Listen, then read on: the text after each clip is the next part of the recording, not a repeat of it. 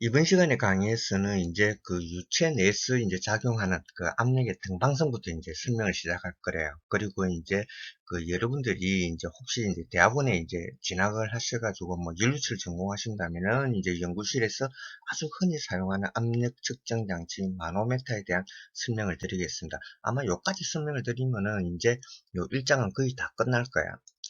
6교시 2강의 수업에서 이제 생길 교수가 교재에서 이제 압력이라는 것은 벡터가 아니고 스칼라량이라고 강조를 했었죠. 그것은 이제 이번 시간에 설명하는 요 압력의 등방성, 이제 영어로 이야기하면은 아이소트로피 오브 프레셔. 근데 이게 이제 조심하셔야 될 게 이건 유체 내에서만 그렇습니다.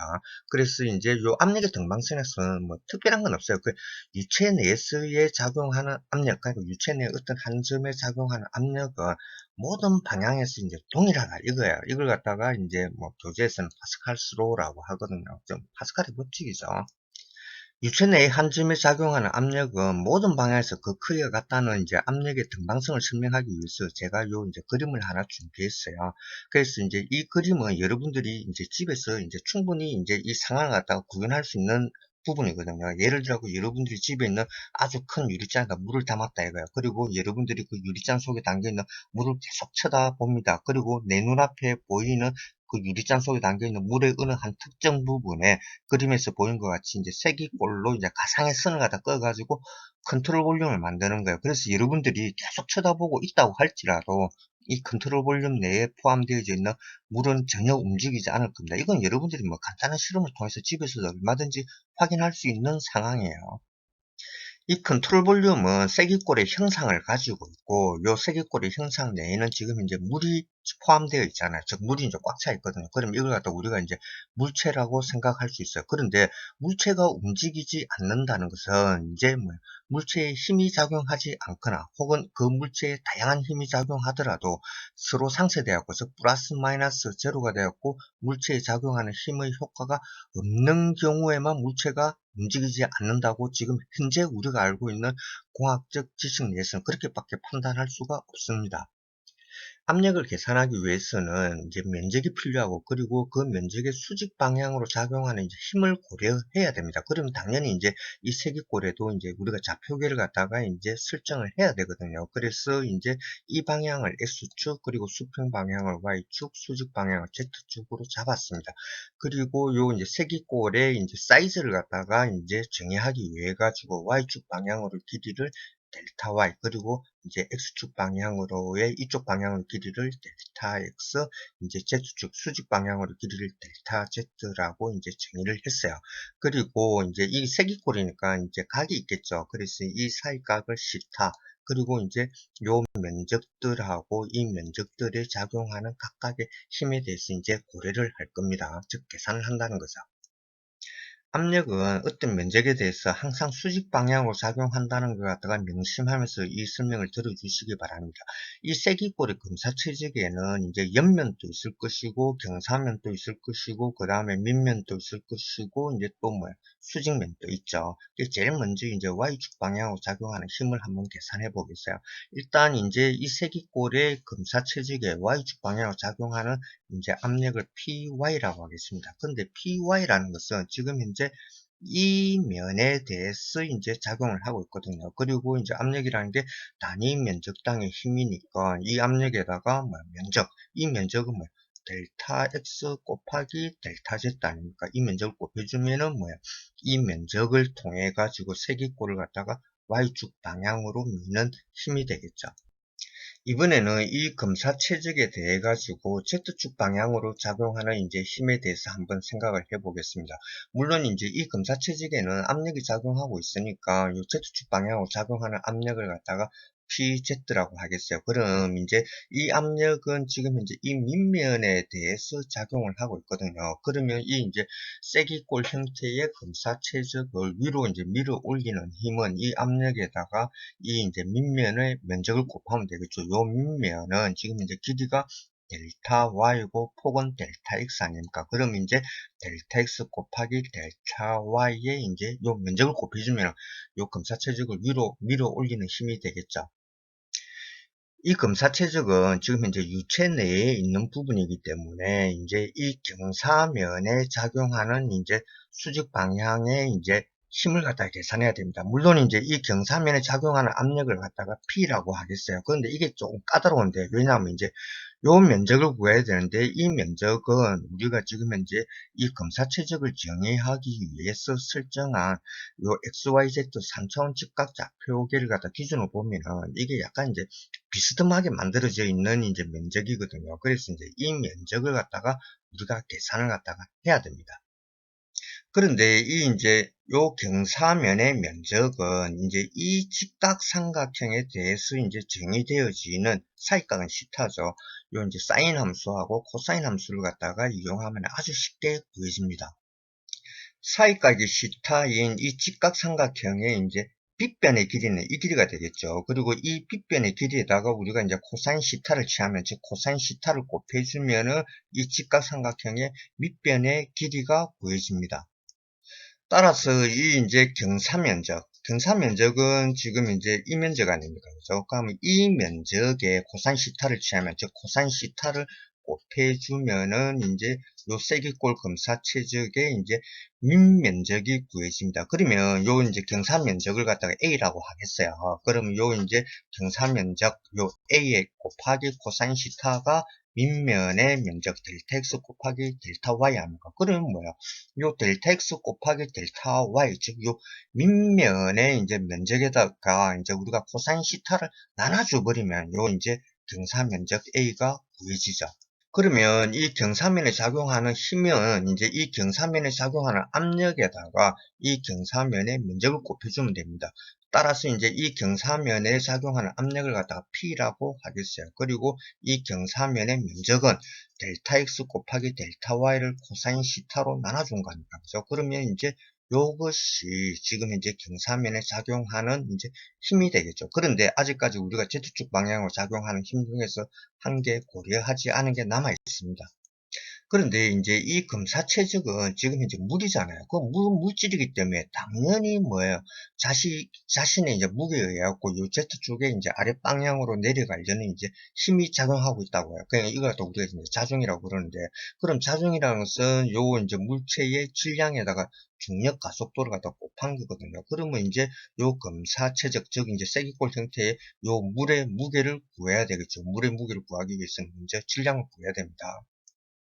이 검사체적은 가로 세로 높이가 델타 x, 델타 y, 델타 z인 직육면체를 우리가 대각선 방향으로 지금 반으로 잘란 거잖아요. 그러면 이 검사체적의 이제 볼륨, 즉 체적은 델타 x, 델타 y, 델타 z를 곱하고 이걸 갖다가 반으로 나눠주면 돼요. 그럼 이것에 지금 이제 2분지 델타 x, 델타 y, 델타 z가 이제 체적이고, 이 체적에다가 이제 물의 밀도를 곱해주면 이제 질량이 구해지죠.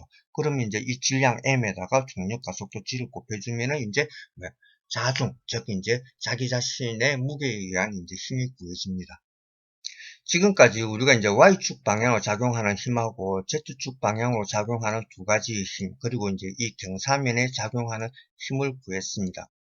이 세 힘은 우리가 지금 현재 그 금사체직을 정의하기 위해서 설정한 XYZ 3차원 직각 좌표의 좌표축 방향과 동일해요. 하지만 요 경사면에 작용하는 이제 이 힘은 지금 현재 요 좌표축을 갖다 기준으로 보면 이제 비스듬하게, 즉 경사직에 작용하는 힘이거든요. 우리가 지금 현재 이 힘의 평형, 즉 포스 밸런스를 이용해 갖고 이제 다양한 방향에서 작용하는 어떤 유체 내 한 점에서의 압력의 이제 이 관계, 즉 크기가 어떻게 되느냐를 갖다가 지금 현재 우리가 계산하기 위한 거기 때문에 요 이제 경사면에 작용하는 이 힘을 갖다가 우리가 이제 요 XYZ 요 세축 방향으로 분해를 해야만 합니다. 그래야만 우리가 포스 밸런스를 세울 수가 있거든요.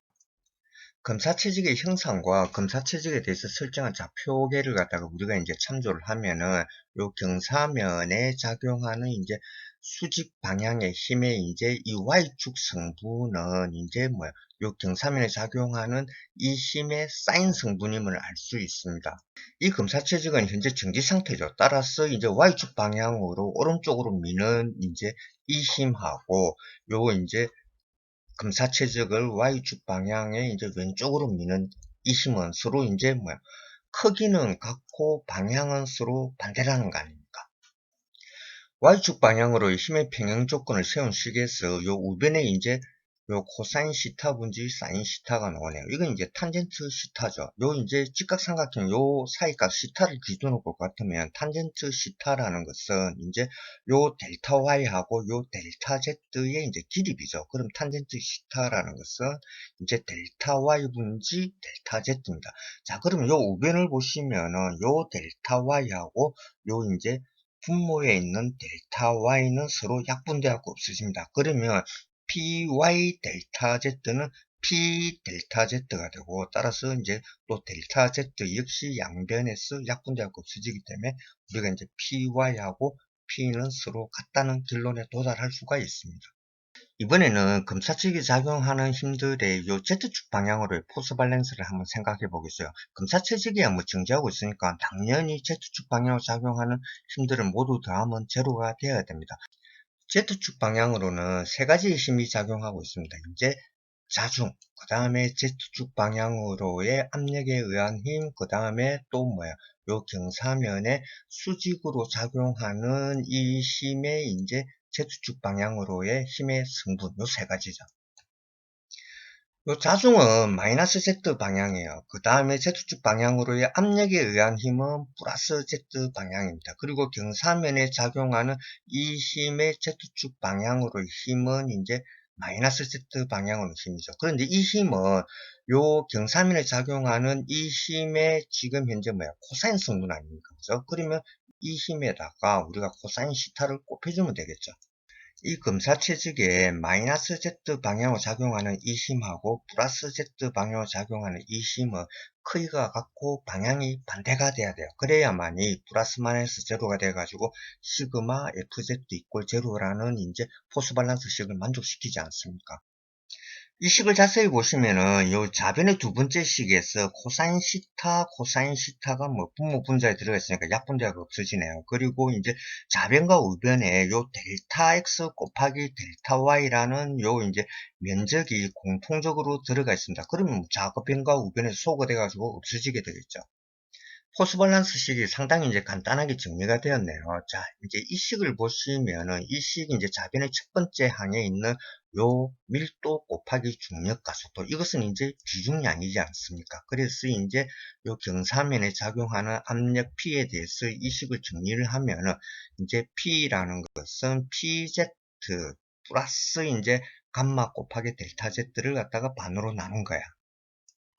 지금 슬라이드 두 장을 설명하는데 아마 한 15분은 지났을 거예요. 그럼 이쯤 되면은, 아, 내가 지금 뭐 때문에 이 계산을 하고 있지, 이제 그 목적에 대해서 이제 잊어버린 수가 있거든요. 지금 현재 우리가 이 계산을 하는 목적은 유체 내에 있는 한 점에 작용하는 압력은 모든 방향에서 동일하다. 즉, 압력의 등방성을 갖다가 우리가 지금 이제 확인하기 위해서 이 계산을 갖다 수행하고 있거든요. 그런데 지금 이제 이 검사체적, 우리가 요 지금 압력의 등방성을 갖다가 설명하기 위해서 설정한 이 검사 최적은 적당한 크기를 갖고 있잖아요. 근데 이게 점은 아니거든요. 그러면 이 적당한 크기를 가진 검사 최적을 갖다가 이제 유체 내에 한 점으로 만들기 위해서는 이 델타 x, 델타 y, 델타 z 이 길이를 갖다가 이제 극한으로 보내야 돼요. 즉 제로로 보내야 된다는 거예요.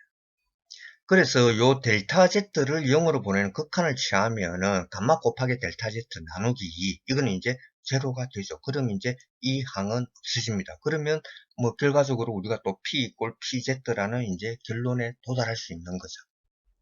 이 두 장의 슬라이드에서 우리가 이제 유체 내에 설정한 이 검사체적, 지금 현재 이 세기꼴이죠. 이 세기꼴의 검사체적을 극한적으로 작게 하는 경우, 즉, 한 개의 점으로 수렴시키는 경우에는 이 검사체적의 경사면에 작용하는 압력 P하고 Y축 방향으로 작용하는 압력 PY, 그리고 Z축 방향으로 작용하는 압력 PZ는 서로 같다라는 결론에 도달했습니다. 이 좌표축을 그대로 두고 이 검사체적을 이제 90도로 회전시킨다고 할지라도 똑같은 결론에 우리가 도달할 수 있어요. 즉, 이 말은 유체 내의 한 점에 작용하는 압력은 모든 방향에서 동일하다는 압력의 등방성을 의미하는 겁니다.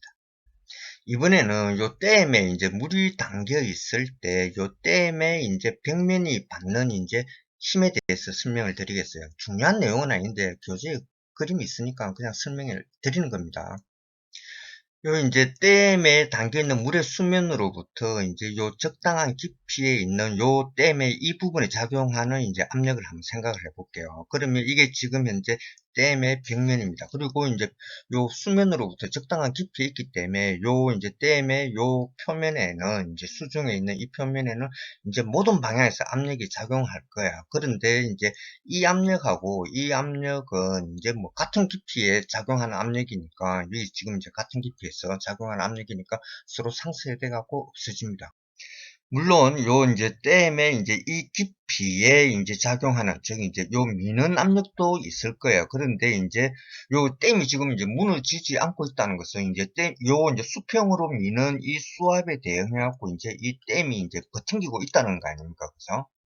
우리가 앞에서 배웠던 이제 그 압력의 등방성을 생각하면은 요 댐에 이제 요 그 물이 채워져 있는 이 반대편이 지금 이제 콘크리트니까 어쨌든 이제 요 오른쪽 면에 댐의 오른쪽 면에는 지금 이제 물이 채워져 있잖아요. 그러면 압력의 등방성이 갈 것 같으면은 요 벽면에는 지금 현재 모든 방향에서 이제 압력이 작용하고 있습니다.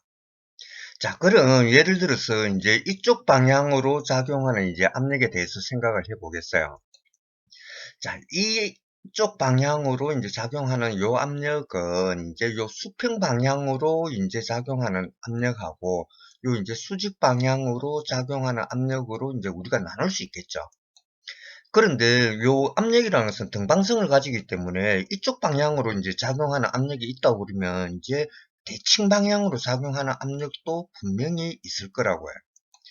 그럼 이 압력도 이쪽 이제 그 방향으로 작용하는 압력도 마찬가지로 이제 수평 방향으로 작용하는 압력하고 이제 또 뭐야 수직 방향으로 작용하는 압력으로 나눌 수 있겠죠.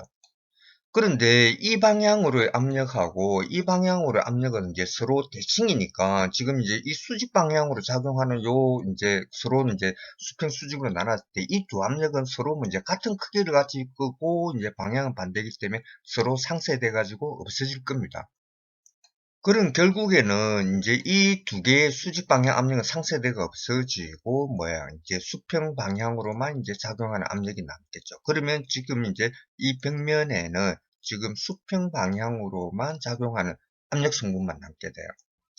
이미 이제 우리가 학습을 했지만 이 수압이라는 것은 이제 뭐야 물의 이제 뭐 요 액체의 표면에서부터 이제 수심에 따라서만 변하잖아요. 그러면 이제 수심이 증가하면 증가할수록 이제 압력이 증가한다는 것은 우리가 알고 있어요. 그런데 이제 요 뭐야 수직 방향 성분은 전부 다 상쇄돼 갖고 없어지니까 수심에 따라서 이제 압력은 요 대기압을 갖다가 이제 제로로 이제 대기압력으로 측정하면 제로잖아요. 그래서 그럼 요 이제 계기압력으로 봤을 때, 요, 이제 그 수면에서는 제로일 것이고, 이제 뭐야, 요, 이제 물의 깊이가 이제 깊어질수록, 즉, 수심이 깊어질수록 이제 압력이 이제 증가하는.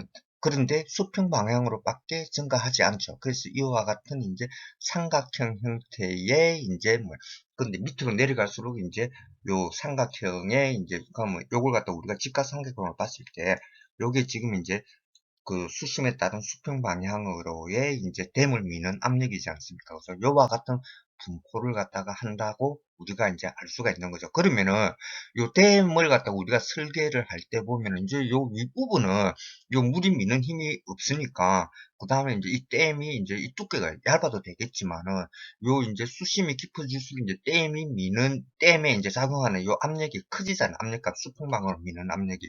그러면 뭐야? 요 댐의 두께가 이제 수심에 따라서 이제 깊어질수록 이제 요 댐의 두께는 이제 두꺼워져야 되겠죠. 지금 보시는 이 사진은 제가 수자원공사 홈페이지에서 가져온 이제 그 우리나라의 이제 춘천댐입니다. 요 춘천댐 같은 경우에는 요 댐이 지금 현재 직선형으로 되어 있죠. 그래서 이제 요 물을 가두는 이 사진을 보시면은 요 이제 뭐야 이 물을 가두는 이 댐의 밑면에 보면은 이제 뭐 두께가 두꺼워지도록 이제 요 댐을 갖다가 이제 건설한 걸 갖다가 알 수가 있죠. 사진상으로. 이 사진은 제가 이제 해외에 이제 그 미국에 이제 이 댐 사진을 가져온 건데, 요 댐은 이제 이 직선형 댐이 아니죠. 물을 가두는 댐이 이제 커브드 형태, 즉 이제 곡선 형태를 갖다가 지금 현재 띄고 있습니다.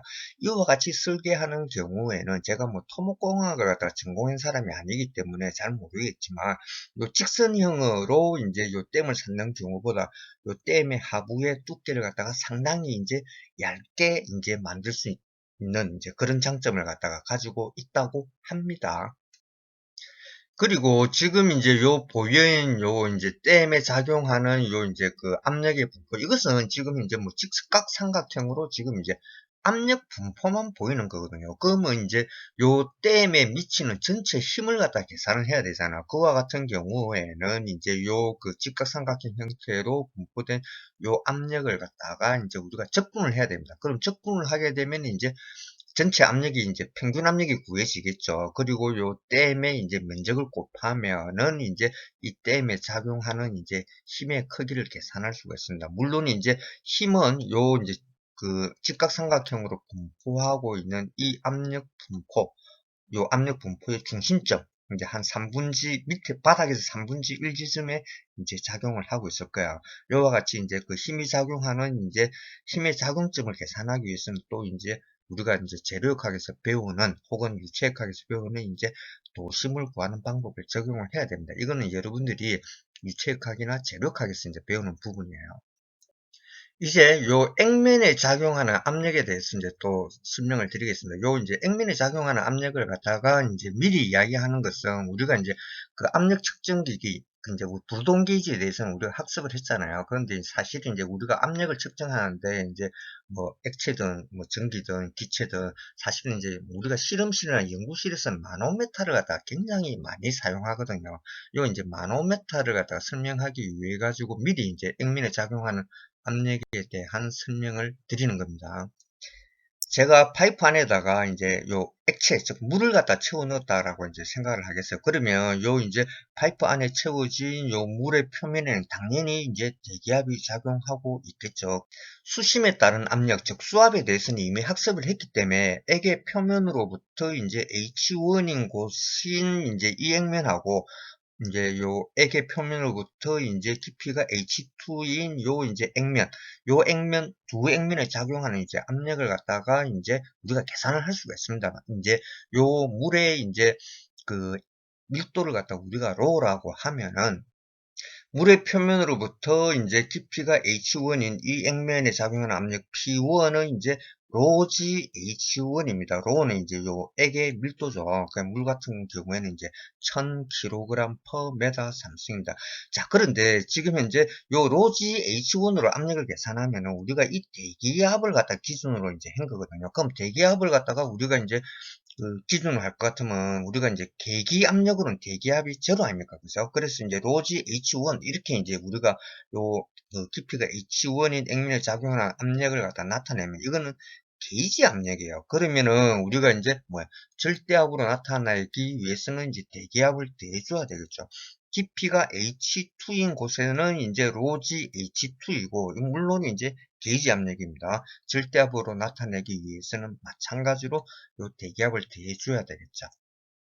이번에는 두 개의 파이프를 준비를 했어요. 그리고 이 파이프의 직경이 서로 다릅니다. 뿐만 아니고 요 파이프에 채워 놓은 요 이제 물의 높이도 이제 서로 달라요. 두 파이프의 액면 위에는 당연히 대기압이 작용을 하고 있습니다. 그런데 이제 왼쪽 파이프의 요 액면이 요 오른쪽 파이프 액면보다도 이제 높이가 H만큼 높아요.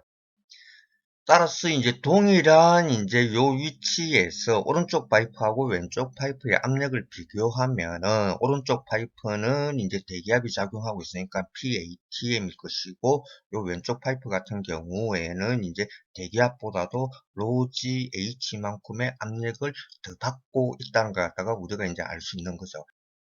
이미 뭐 앞에서 학습을 갖다가 행강대로 다 이제 이해를 하고 계시겠지만 이에서도 이제 알 수 있는 바와 마찬가지로 우리가 이제 수심에 의한 수압 즉 하이드롤 프레셔는 요 이제 뭐 파이프의 직경하고는 전혀 관계가 없죠. 요 지금 이제 직경이 지금 이제 요 식에서 나오지가 않지 않습니까? 그죠?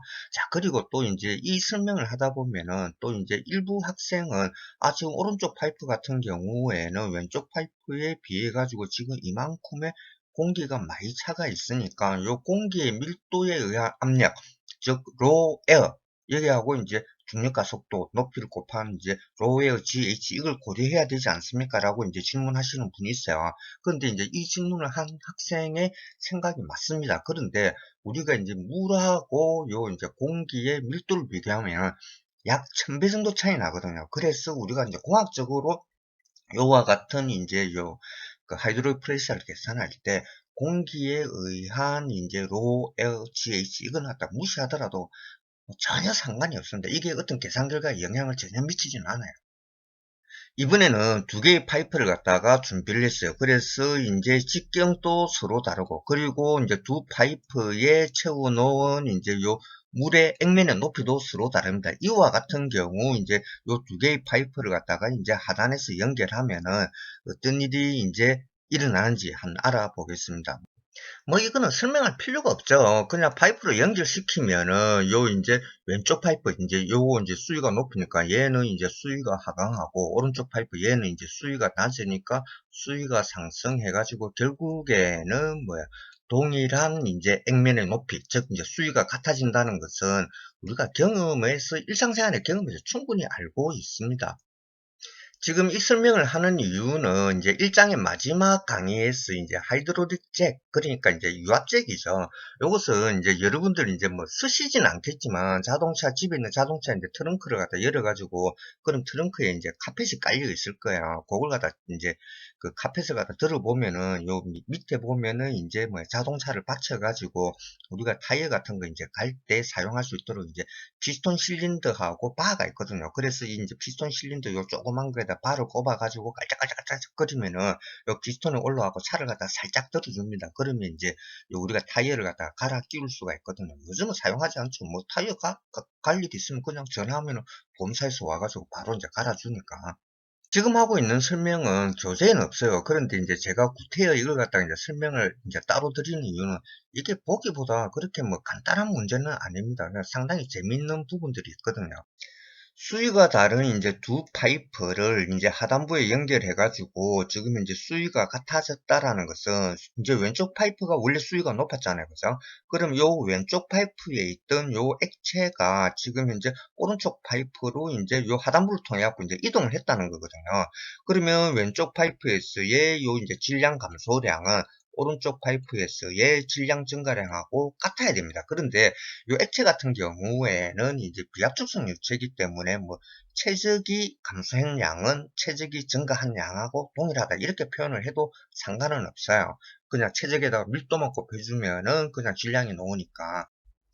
그래서 지금 이 상황을 우리가 이제 방정식으로 표현을 하게 되면은 이제 체직이니까 이제 요 V로 표현을 했어요. 그래서 이제 왼쪽 파이프에서의 이제 최적의 변화량은 오른쪽 파이프에서의 최적의 변화량과 동일하다. 이제 한 개의 방정식을 갖다가 만들었습니다. 자, 그러면은 지금 이제 주어진 방정식은 한 개거든요. 따라서 우리가 이 방정식으로부터 찾을 수 있는 미지수 역시 이제 한 개밖에 없습니다. 예를 들어서 우리가 이제 x 빼기 3 이꼴 0. 자, 이와 같은 방정식이 주어졌을 때는 x 빼기 3이 0이기 때문에 이 방정식을 만족하는 x를 구하기 위해서는 우리가 요 이제 x 마이너스 3에서 요 이제 3을 갖다가 우변으로 이항을 시키잖아요. 그러면 x 이퀄 3 이런 식으로 이제 우리가 x의 값을 찾아내죠. 여기서도 마찬가지로 우리가 이제 x 이퀄 3이라는 이 값을 찾아낼 수 있었던 것은 찾아야 하는 미지수는 x 한 개이고 주어진 방정식도 x 마이너스 3 이퀄 0이기 때문에, 즉 주어진 방정식하고 찾아야 되는 미지수의 개수가 같기 때문에 이게 이제 찾아지는 거거든요. 만약에 이제 찾아야 되는 미지수가 두 개인데 방정식 한 개만 주어졌다고는 그 방정식은 안 풀려요. 이와는 반대로 찾아야 되는 미지수는 한 개인데 만약에 그 미지수를 찾기 위한 방정식이 두 개가 주어진다. 그래도 답을 찾을 수가 없습니다. 왜냐하면 답이 상당히 많이 나오거든요. 그럼 그 미지수 값을 갖다 결정할 수가 없습니다. 이건 여러분들이 고등학교 때부터 수학 시간에 배웠을 거예요. 앞에서의 상황을 이제 한 개의 미지수만을 가지는 방정식으로 표현하기 위해 가지고 좀 자세히 살펴보겠습니다. 두 파이프를 갖다가 연결하기 전에는 이제 오른쪽 파이프의 수위가 왼쪽 파이프 수위보다도 이제 H만큼 낮았어요. 그런데 설명은 요 이제 오른쪽 파이프, 즉 이제 수위가 낮은 파이프를 기준으로 설명을 할 것이기 때문에 요 오른쪽 파이프의 수위를 이제 H 이꼴 제로라고 하겠습니다. 그럼 왼쪽 파이프는 H만큼 높으니까 이제 H는 H가 되겠죠. 두 파이프를 연결하게 되면은 이제 오른쪽 파이프하고 왼쪽 파이프의 이제 수위가 같아지겠죠. 그래서 이제 오른쪽 파이프가 지금 이제 수위가 올라간 양을 갖다가 HEQ라고 하겠어요. 그러면 지금 이제 원래 왼쪽 파이프의 수위는 H만큼 이제 높았잖아요. 오른쪽 파이프에 비해 가지고. 그런데 이제 이 높이가 HEQ니까 왼쪽 파이프가 지금 수위가 낮아진 이제 길이는 H 빼기 HEQ가 됩니다. 왼쪽 파이프에서의 최적 감소량하고 오른쪽 파이프에서의 최적 증가량은 같아야 됩니다. 자, 이제 오른쪽 파이프의 단면적을 A 라이트라고 하겠어요. 그런데 수위는 지금 HEQ만큼 올라갔지 않습니까? 그러면 이제 요 오른쪽 파이프의 요 이제 최적이 증가한 양은 A 라이트 곱하기 HEQ죠. 이에 반해서 이제 왼쪽 파이프 같은 경우에는 이만큼 최적이 감소했어요. 그리고 이제 면적을 갖다가 단면적을 A 레프트라고 그러고 이제 수위가 낮아진 이 길이를 H 빼기 HEQ라고 하면은 이제 감소한 최적량은 A 레프트에다가 H 빼기 HEQ를 곱해주면 되겠죠. 이 방정식을 한번 자세히 뜯어보겠습니다. 지금 왼쪽 파이프의 면적, 오른쪽 파이프의 면적, 그리고 이제 왼쪽 파이프의 수위가 오른쪽 파이프 수위보다도 H만큼 높다라는 것을 우리가 알고 있습니다. 그러면 지금 현재 이 방정식에서 A 라이트, A 레프트, 그 다음에 H는 우리가 알고 있거나 주어진 값이에요. 그러면 모르는 값은 이제 HEQ 요거밖에 없잖아요. 그러면 즉 뭐야? 방정식 한 개에 미지수 HEQ 한 개만 지금 포함되어 있기 때문에 우리가 HEQ의 값을 찾을 수가 있습니다. 우변에 가로를 풀고 그러면 이제 마이너스 A 레프트 곱하기 이제 HEQ 항이 나오는데 이걸 갖다가 이제 좌변으로 이항을 시킵니다. 그러면 이제 HEQ에 대해서 이제 면적을 갖다가 우리가 이제 괄호로 묶어낼 수 있는 거죠. 따라서 이제 HEQ에 대해서 이제 식을 갖다가 정리를 하면은 이제 면적 B하고 양쪽 파이프의 이제 수위차 HY 곱수로 표현이 됩니다. 예를 들어서 오른쪽 파이프의 면적이 왼쪽 파이프 면적하고 비교해가지고 두 배인 경우에 이제 이 식을 이용하면은 이제 오른쪽 파이프가 이제 수위가 낮잖아요. 그러면 이제 오른쪽 파이프의 수위가 올라가는 HEQ는 이제 요 최초 이제 파이프를 연결하기 전에 이제 양쪽 파이프의 수위 차의 3분의 1이 된다는 것 갖다가 우리가 계산할 수 있습니다.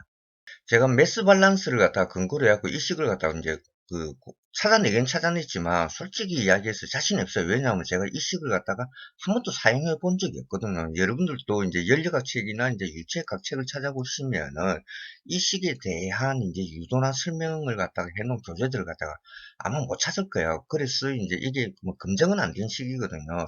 하지만 이제 제일 간단하게 이제 검증할 수 있는 방법은 직경이 다른 메스실린더에 눈금이 꺼지가 있잖아요. 거기에 이제 수위가 다르게 이제 우리가 물을 채우고 이제 요 두 메스실린더에 물을 갖다가 뭐 이쪽 메스실린더에서 저쪽에서 이쪽 이렇게 조금씩 이제 부어 보면서 이제 검증할 수 있는 방법은 있습니다. 그게 제일 간단하죠. 따라서 이 식은 검증되지 않은 식이라는 거 갖다가 반드시 명심하시기 바라고, 혹시 이제 이 식을 이용해 가지고 이제 메스실린더로 이제 실제 이제 물을 갖다가 이쪽 저쪽 이제 조금씩 이제 부어가면서 이제 검증하신 분이 있다고 그러면 뭐 저에게 연락을 해 주시면 정말 감사하겠습니다. 이제 여러분들이 이제 학부 과정을 졸업하시고 공부를 좀 더 하기 위해 갖고 이제 연료체 전공으로 대학원을 이제 진학을 하셨을 때 이제 연구실이나 실험실에서 이제 압력을 측정하기 위해서 이제 흔히 사용하는 가장 일반적이에요. 여기 이제 액주계 즉 마노메터에 대한 설명을 드리겠습니다. 우리가 이제 압력 측정 장치는 이미 이제 앞에서 부르동 게이지에 대해서 이제 설명을 드렸지만 그 연구실이나 실험실에서는 부르동 게이지를 잘 안 써요. 주로 이제 액주계 요 마노메터를 쓰거든요. 마노메타는 이제 투명한 관을 갖다가 이제 이렇게 U자형으로 꺾은 거예요. 그리고 이제 주로 이제 수온을 채웁니다. 그러면 수온을 채우면은 뭐 당연히 이제 양쪽 유튜브의 양쪽 이제 수온의 액면 높이는 같아지겠죠. 예전에는 이제 요 마노메타를 갖다가 이제 만들기 위하여 유리관을 많이 썼거든요. 근데 유리관은 이제 잘 깨지잖아. 그래서 요즘은 이제 아주 투명하고 이제 충격에 강한 이제 플라스틱 재질의 이제 이 관을 갖다가 많이 씁니다. 수온을 채워놓은 이제 요 마노메타의 이제 왼쪽 튜브에 이제 관을 연결하고 누군가가 이제 아주 강하게 이제 입김으로 이제 불었다고 생각을 해 보겠습니다. 그러면은 이제 요 왼쪽 튜브에 있던 요 수온은 이제 입김에 의해 가지고 이제 뭐야 액면의 이제 이 높이가 이제 감소하게 될 것이 낮아지겠죠. 그러면은 당연히 이제 요 낮아진 만큼 지금 이제 이 마노메타는 같은 직경에 이제 이 튜브를 갖다가 U자형으로 꺾은 거기 때문에 오른쪽 튜브는 이제 왼쪽 튜브에서 요 수온이 이제 높이가 낮아진 만큼 이제 수온이 올라가게 될 겁니다. 높이가. 그러면은 요 이제 왼쪽 튜브하고 오른쪽 튜브에 이제 요 수온에 이제 요 높이 차는 H만큼 생길 거예요. 그리고 이제 오른쪽 튜브에 이제 요 수온의 액면에는 당연히 이제 지금 대기압이 작용하고 있습니다. 앞 시간의 강의 내용하고 이번 시간에 뭐 지금까지 이제 배웠던 우리 이제 학습 내용에 따르면은 이제 요 마노메타의 왼쪽 튜브에 요 이제 수온에 요 액면에 작용하는 이제 요 압력하고 오른쪽 이제 마노메타 오른쪽 튜브에 이제 요 수온에 이 액면에 작용하는 압력은 서로 이제 같다라는 걸 갖다 우리가 충분히 이해하죠. 마노메타 오른쪽 튜브의 요 수온의 액면에는 당연히 대기압이 작용하고 있습니다. 그리고 이제 이 액면으로부터 깊이가 H인 이제 이 부분의 이제 압력은 대기압에 비해 가지고 수온의 밀도를 갖다가 로라고 하면은 이제 로지 H만큼의 압력을 받고 있어요. 그런데 이 압력이 지금 이제 왼쪽 튜브의 요 수온의 액면에 작용하는 압력하고 같아 이거예요. 그러면 여기에 이제 작용하는 압력은 대기압에 비해 가지고 이제 로지 H만큼의 이제 압력을 갖다가 이제 받고 있는 거죠. 따라서 이제 요 사람이 이제 부르는 요 입김의 압력은 대기압에 비해서 로지 H만큼 높습니다. 여기서 이제 로는 수온의 밀도예요.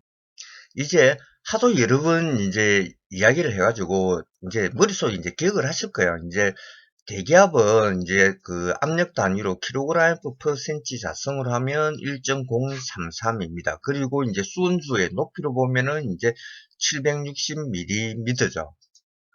이 미리미리 HG라는 것은 또 이제 다른 말로는 토르라고도 하거든요. 토르는 이제 토리첼리 이제 그거 갖다 줄인 거예요. 그러면 이제 1mm HG를 우리에게 이제 익숙한 킬로그램 per cm 자성의 단위로 이제 한번 바꿔보면은 그럼 뭐 1.033을 760으로 나눠주면 되지 않습니까? 요 대기압이 이제 760mm HG니까 그러면은 약 0.00136 kg per cm 자성입니다. 1mm HG가.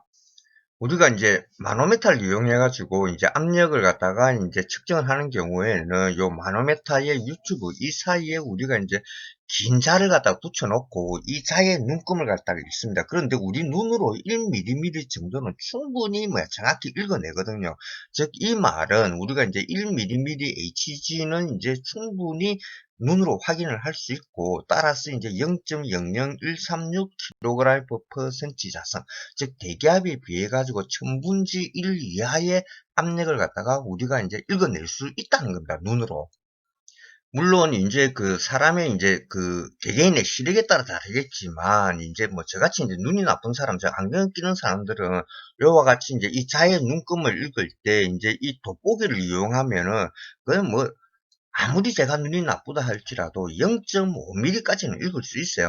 요 대충 이제 요 눈금과 눈금 사이 반 정도는 이제 대충 이제 눈으로 돋보기를 이용하면 읽어낼 수 있거든요. 즉, 이 말은 이제 요 마노메타는 이제 0.001의 반, 그럼 0.0005 kg per cm 자승까지도 압력을 측정할 수 있다는 거죠. 즉, 이 말은 마노메타는 굉장히 단순한 구조를 가지고 있지만 아주 고정도로 측정할 수 있는 이제 압력 측정 계기라고 이야기를 할 수가 있습니다.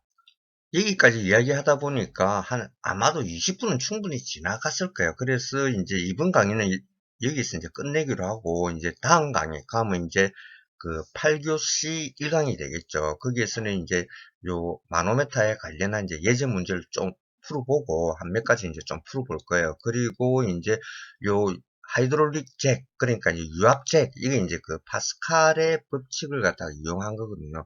요거 설명하면은 이제 1장의 강의 내용은 끝날 것 같습니다.